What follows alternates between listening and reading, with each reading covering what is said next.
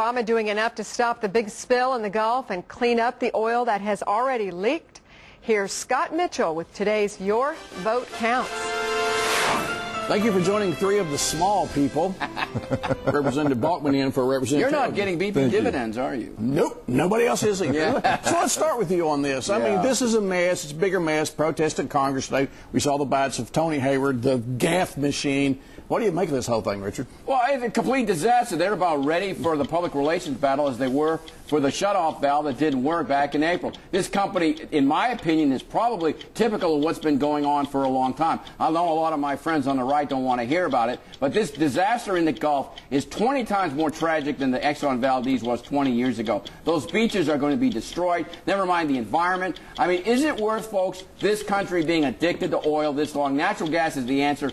President Obama is not at fault here. He has made mistakes, but by the way, he's not at fault. He didn't drill that hole, and it wasn't his fault the shutoff valve didn't work. It's not his fault. Do you agree with that? That's a good question. Well, I agree with the fact that BP has made some mistakes, but where I disagree with Richard is that we need a leader. Where is the leadership, President Obama? I mean, what's going on? We're on day 57, 58. I don't know how many this days has been.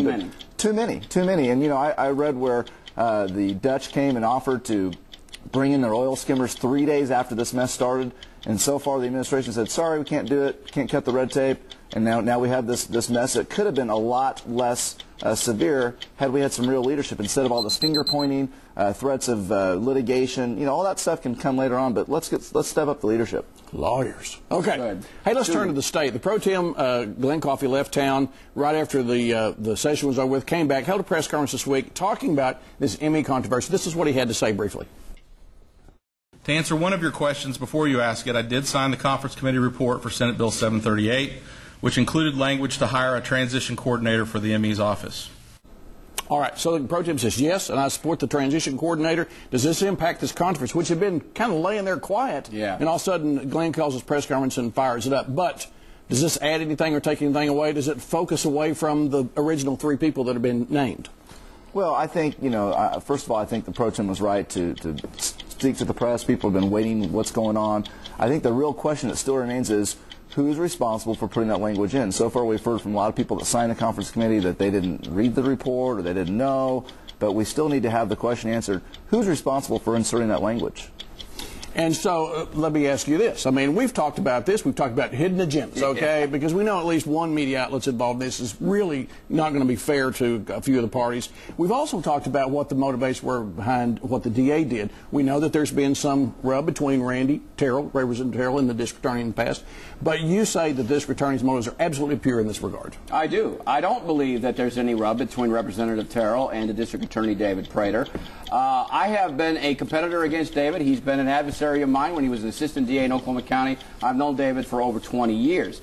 In this particular situation, I believe that whatever evidence he has came to him. And by the way, the time frame between the end of session and filing is when all of this took place. So a so-called conspiracy was at hand. He had to think awful fast and quick. This thing needs to play itself out in the grand jury. It's very unfortunate for everyone concerned. It's unfortunate for the people and the institution of the legislature. By the way, real quick, everybody's chattering except the DA and Representative Terrell. You notice everybody's talking. He's as ethically, he doesn't need to be talking, and he knows that. He's not going to. Don't you think less people should be talking? Absolutely. Less is better. All right, so let's get to conference committee reports, or CCRs as they're called. Now people are starting to say, we need to do something about this. We've been talking about it for 5 years on this show. Yes, we have. Do you think the end is in sight for the way that we do conference committee reports? You know what, Scott? I don't know, because we're going to have a new speaker and a new pro tem. We have to have these silly thing called joint rules. But I don't think this is the end of it, Thad. I think this silly practice is going to continue.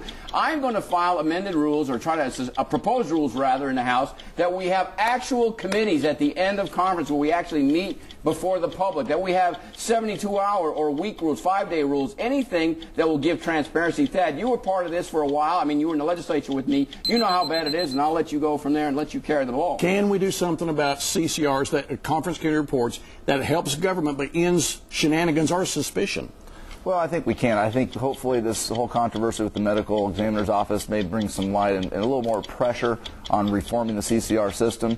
You know, Oklahoma, unfortunately, we are a leader, one of the states that uses the CCR process more than any other states. And I think that's something we need to change. I'm hopeful that the Republican Party we'll do this. They've made many reforms so far.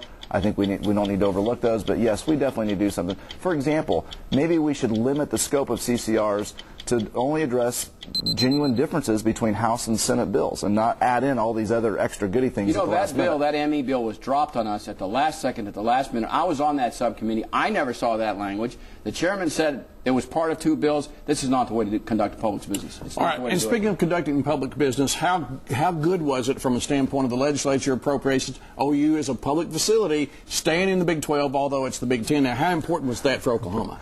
Well, I think OU comes out like this, smelling like roses. I guess we won't be going to the Rose Bowl, right? Because we're not in the Pac-10. But I think it's a good idea. I'd like to get back to a Big 12 of having 12 teams. Of course, I went to BYU, so I'm hoping maybe it's BYU and Air Force. We'll see. Good for OSU, too? Absolutely, it's good for OSU. You know, I dislike the University of Texas, but I'm glad that OSU and OU got together on this. Thank God this is the Big 12, Big 10, whatever it's going to be called, because this is a regional conference. I love the Big 10, 12, 10, whatever it's going to be called. Yes, it's a good day for all of us.